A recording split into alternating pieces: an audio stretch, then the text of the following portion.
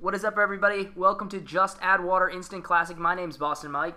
I'm Mike D. And I'm Mike Wendy's. And we have a very special guest with us today. Our first guest host on the show, Mr. Matty P. Happy to be here. Yeah, welcome everybody. So we're going to get right into the swing of things. I think Mike Wendy's will kick us off with our first $1 billion ideas segment. Thank you, B. Mike. So we were just playing hoops recently, and we had an idea that just like how Google and some trendy offices have standing desks, they've got treadmill desks. We were thinking, I don't know, who suggested it? Was it Ken originally? It was D. It was DU. So why don't you explain what the original idea was? So the original idea was that our friend who was a swimmer in college and works at a bank, that he could have basically an aqua desk. That would be so instead of like the standing desk, he could have one where he's either treading water the whole day and like typing and doing his spreadsheets and stuff, or it could be one of those jet stream pools that's like not that, it could kind of fit in a cubicle, maybe it would be a bigger cubicle, but just that he would do that, and that would be really funny. Right, and so it's a way to increase efficiency all day, so you're not just standing and you get to burn some calories. So then my $1 billion idea was to have a whole office of different style athletic things to not so much power the things, but really to increase efficiency. So other things around the office, like for example, a scanner printer, which requires you to play DDR to like make it work, or like while you're doing it, you have to play DDR. And another one I thought of was like maybe when you're in the bathroom, they've got sort of like a bike, just the front of the bike thing. So as you're sitting down, you've got to like go on the bike and spin it a little bit. Do you guys have any other ideas? So is this like an entire office where you're like a hamster powering like everything in your office? It doesn't power the electricity. It's just because that could make it green. But, yeah, that's the thing though. There are all these really weird eco-friendly business certifications that all the big companies want to have. They want to be able to say that I meet these standards. I think it's LEED, LEED. Yeah. So if you could pitch all this, self-powering cubicles. If you could pitch all this and say we're gonna make your carbon footprint baby sized, baby footprint sized, then I think you might be able to convince some people that this is a good idea, even though it really is a crazy idea, and it would be so funny. You could get interns every summer, and they just sit on stationary bikes the whole day. They have nothing else to do. They just power all the bikes and stuff. So you can have a little more of a relaxed summer, because you've been working hard those other 9 months, doing all of your toilet rotations. Yeah, you have to spin for 5 minutes to flush. Yeah.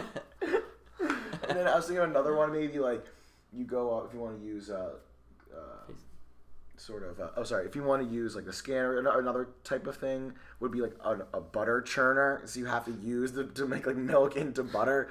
That would be like one thing, either power device or that you just also make butter as well. That'd be sort of another. You could do that for coffee, like the Keurig. Like instead of it being just like a self-automated thing, you have to have someone who's like crushing up the beans somehow, and you're like churning the butter and stuff.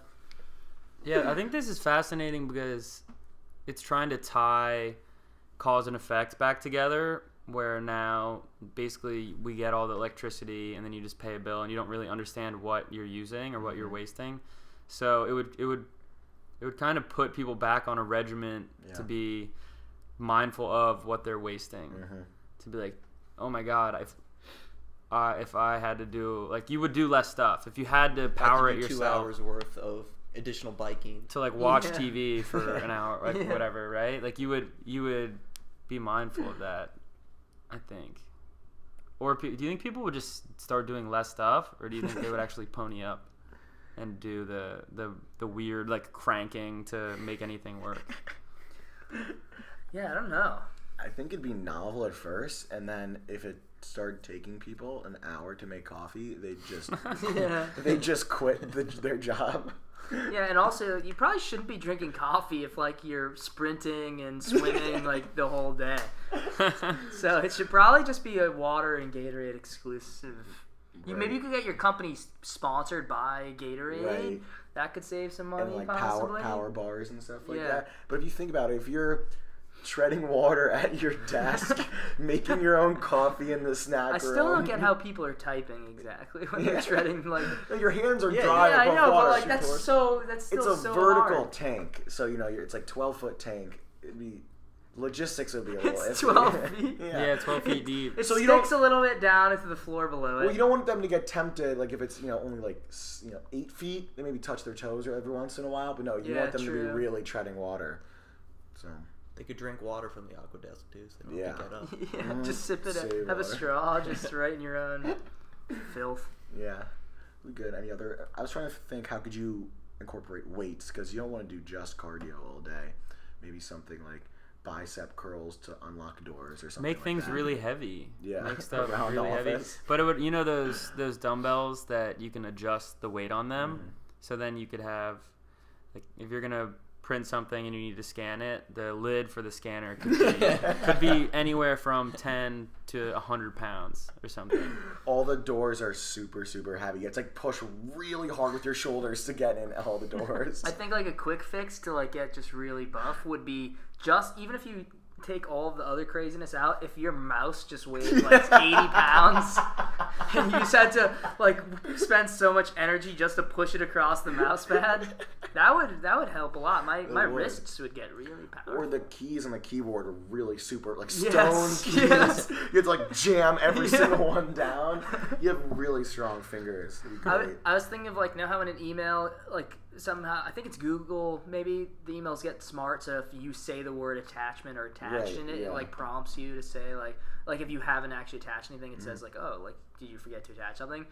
And it just like prompts you and just goes like, oh, did you do like your like bench press yet before we send this email? And it's somehow like attached to it so that like when it goes up and then the box disappears. Or it won't let you send the email. Like, ooh, you Yeah. need to do 20 more push-ups before you can send Yeah. this email. Would everybody's seat, like their office chair, would they all be Bowflexes? They'd all be. They have like these yoga- crazy like arms of the Bowflex all around you, and so yeah, you're about to send an email, and then the bench press thing just pops out next to you, like stops That'd be you. interesting if like you could make a Bowflex with so many wires that are all attached to the individual keys on the keyboard. Depending on your arm positioning, that's like how you type the whole day. Just like moving like a butterfly. I think Da Vinci might have drawn this up Yeah. Maybe he back did. in the day. He drew something like this for the Vitruvian Man.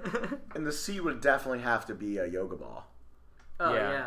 Yeah, That'd be balance But like ball. super deflated, so it's not comfortable whatsoever. Like you're sagging a lot. For your core, Yeah. you'd have a banker body in no time. So what would the attire at this place be? Would you still have to Oh, be you wearing have to a wear suit? full suits. But they'd be like Under Armour suits, like Yeah. catch sweat and stuff like that, but it'd look like skin tight but with like a Sleek. tie and stuff. That'd be so funny. It's like a tuxedo t-shirt, but it's like tight. oh my God. It's sports professional. They'd have a big selection at Men's Warehouse. That'd for be a this kind whole of stuff. new genre of clothing that would be born out of this. Glory would be their first employee. Yeah, ooh, that'd be great for Glory. Maybe he could manage this. Yeah. Shouts to Glory. As always, if anyone's interested in pursuing this business venture, we have a standard deal that we make. We take 90% equity, and we'll be on the board of advisors. We don't have a name yet, too, so if you have a name and you want to buy the company as well. Yeah, we'll only take 85%. If Have a you good supply name. the name. Yeah, bring your own name.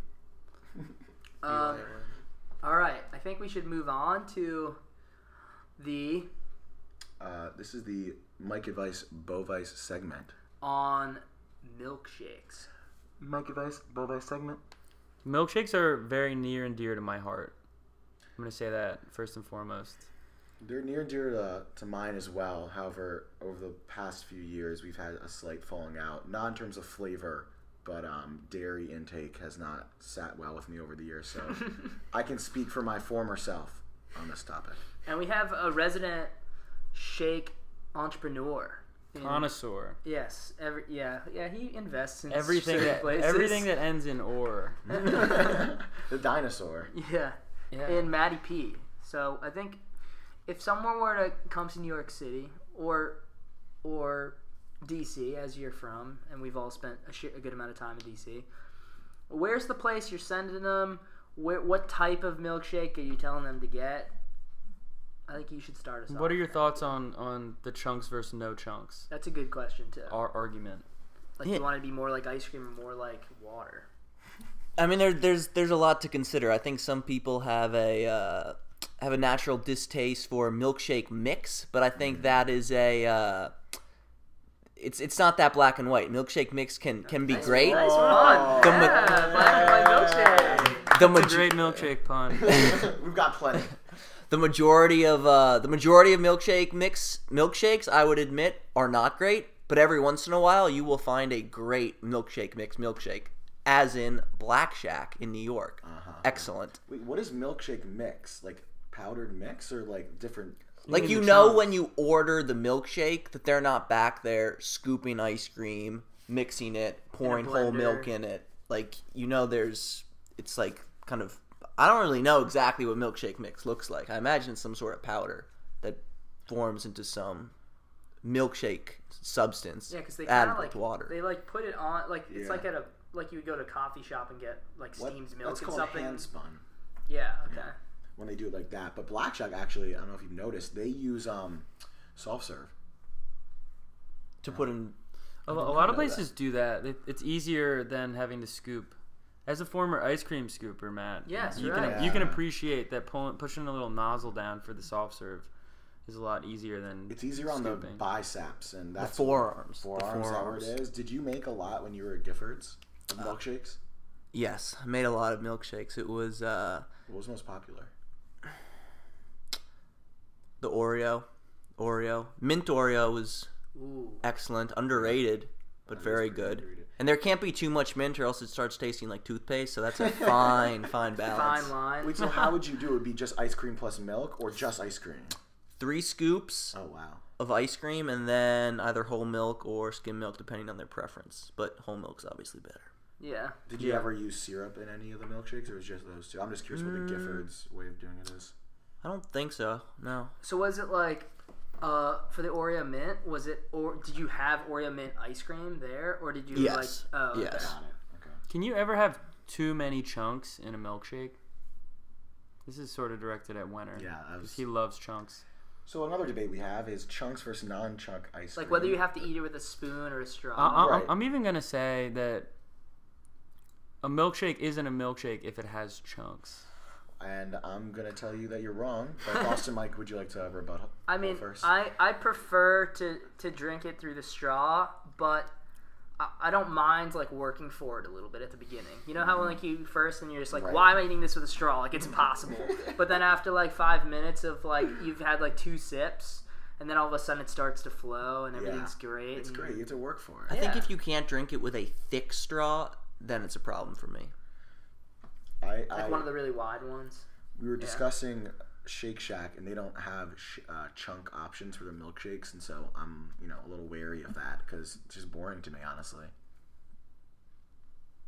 You're an Oreo fanboy, milkshake wise. I am, and I've got a ranking. So coming back to our first point, where other than Black Shack and I guess Shake Shack, no longer just New York City, would we direct someone? Any other options? Well, we all love Good Stuff Eatery down in DC. When we're down in DC, that's got to be number one. And Mike loves. I think the toasted marshmallow milkshake at Good Stuff Eatery is the best milkshake in the world Wow. That you've ever had. Just I've ever had. Yeah. Yeah. And that's I don't know if there's a $100 milkshake out there somewhere that's better, those are fighting but words. the toasted marshmallow. I don't even really like marshmallows, and I've had other marshmallow shakes before, and I didn't like them at all. I thought they were disgusting. But the Good Stuff one is out of this world. They make their own. They actually do the soft serve thing too. They make their own custard and then use that and just mix that custard with whatever flavors they need to get the shake. I think that's the best way to do it. Yeah. But their milkshake is more like ice cream than it is. You can't That's really true. drink it. Yeah, it is harder to drink. There's two towards the Maryland side, some curveballs. If you are willing to pay to the upper end, about $8 for a milkshake at American City Diner. It's very good, however, totally not worth the price. And then going a little bit more north, the Chevy Chase Club has great milkshakes. very true. Really high quality, and you can get them for free with Cold Cuts member number. 11800. Exactly. So it makes it taste that much better. Yeah. Oh, I'm gonna dip into the lower end of the milkshake segment. Potbellies is a great value shake. Mm-hmm. Oh, that's true. We It's just only went there. $3? $3.20. No. Yeah, it's about $3.20. It's about for $3. like the same size as Shake Shack. Shack. They have their Oreo's good, chocolate's good, vanilla's good. Plus, you get 2 little shortbread, like Oh, yeah. tiny On top of the cookies on the straw. straw. And you usually And no, get mini little Oreos yeah, too. mini Yeah, Oreos, right, yeah. which have sort of fallen off since they were invented like a decade ago. Yeah. I like those. They taste a little bit different. And the other budget shake out there is the In-N-Out Burger. Milkshakes are $2, I think. Wow. What? And yeah, it's How big are they? a normal small fast food restaurant drink size. Okay. Here's a question: what's a McFlurry then? Not a It's- milkshake. That's a its own sock lid. thing. Category it to itself. Yeah. It's just It's like a blizzard. it's a blend in. It's just ice cream blended like a with blizzard. something. like yeah. a DQ. Mike, what's your conspiracy theory about McDonald's shakes? If you want to tell our hundreds of thousands of listeners. Whenever I get one, it always tastes like bananas, sort of. And I can't really even explain it because I've never even had a banana shake before. But for a long time, I thought the way their machine works is they pick the flavor and then it just shoots out. It shoots out the bland soft serve, then plus the flavor syrup for the shake. So I thought there was a banana flavor, and then whenever they made mine, they had just made a banana one, so there was like residue flavor syrup. But apparently they don't make a banana one, so I don't know if their soft serve tastes like bananas to me, or I'm just crazy. I had that same issue with McDonald's for soda, like from the fountain. It always tasted, at least by the McDonald's near me, always a little bit like High C for some reason. It's like there's just a hint of it. It drove me nuts because I hated High C, and so I was convinced that like they must have used one of those squirter things that like bars have where Yeah. they just change the setting on it. Yeah. So like, and the High C residue just sits in there all day long, and so everything gets infected with it. But like when you go to Wendy's or Burger King, at least the ones near me again, like you would see them with the individual, Yeah, they have their own press the nozzle, button. right? Yeah, and so I was like, they must just, like, there's no way that they all happen to taste a little bit like High C, right? It has to be some sort of, like, one compartment, all the soda's coming Well, out. I think it's a valid argument because sometimes when you get the water at a soda machine, it comes out like yellow or red depending on what it's Yeah. like half served with. So maybe on the interior of the soda machine, it's just all one nozzle, but the main one is High C. They're coming through. Yeah.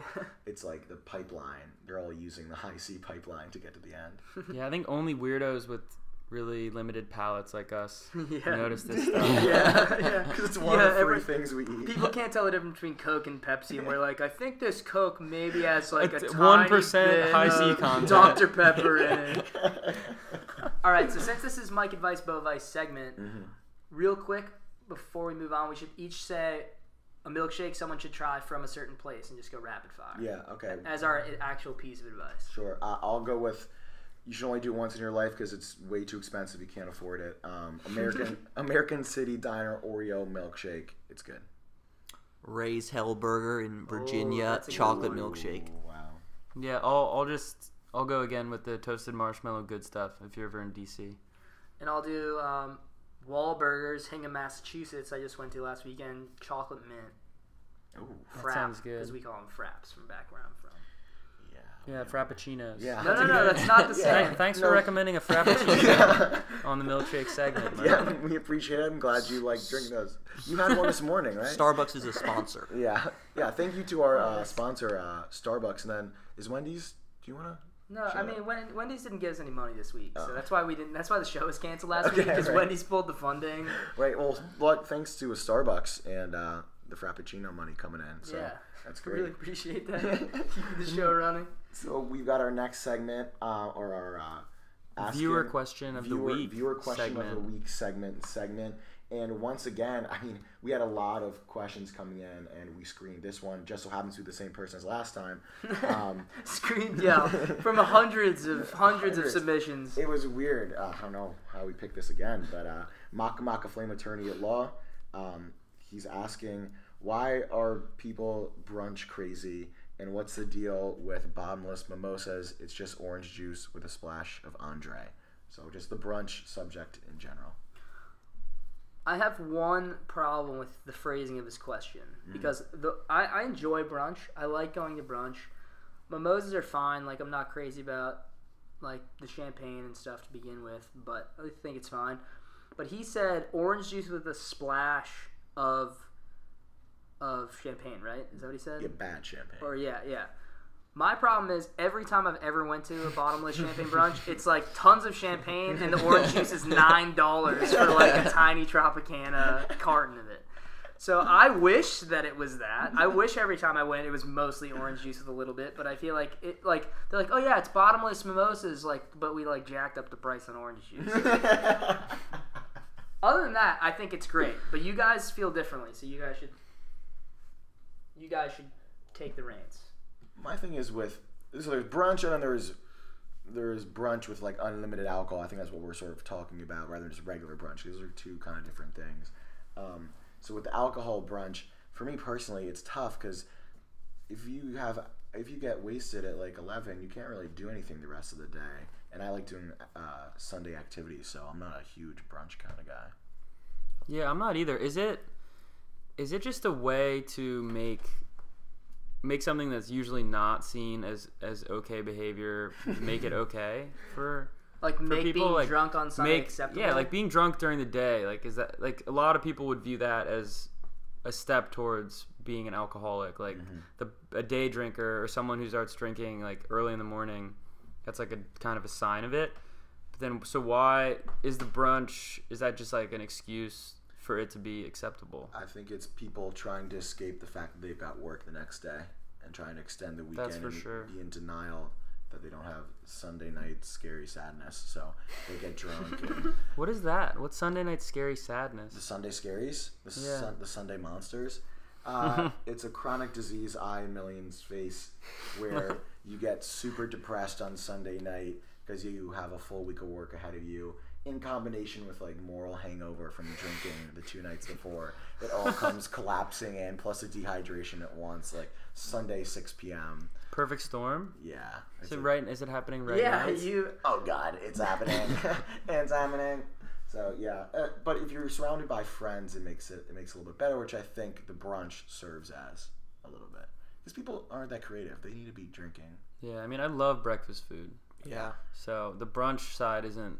I don't care. I love the brunch side, but it's the day drinking that I think he's saying, like, why is that? It's like a phenomenon for college kids and kids just out of college, Particularly in New York. Yeah. Well, it's spreading. Our friends in DC are Yeah, I think it is Yeah, spreading. I'd gone a few times in college. Oh really? Yeah. No, I was not.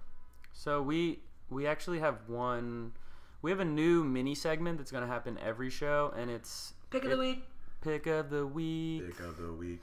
It's the 3 mics pick of the week. We're gonna recommend something that you should check out if you think we're funny at all and have a lot of free time. And this week it's Morty. Rick and Morty. It's a show. It's a show on Adult Swim on Cartoon Network. I think it's the funniest TV show I've seen in a long time, like a new one, and it's right up there with South Park, Always Sunny in Philadelphia, Trailer Park Boys. If you like any of those, watch Rick and Morty. Give it a shot. Watch the M. Night Shyamalan episode. That specifically is awesome.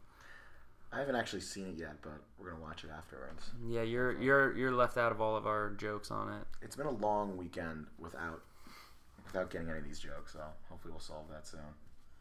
All right, everybody. So thanks for listening to Just Add Water Instant Classic. I'd like to thank Maddie P for being here. Thank you for having me. Yeah, you did great.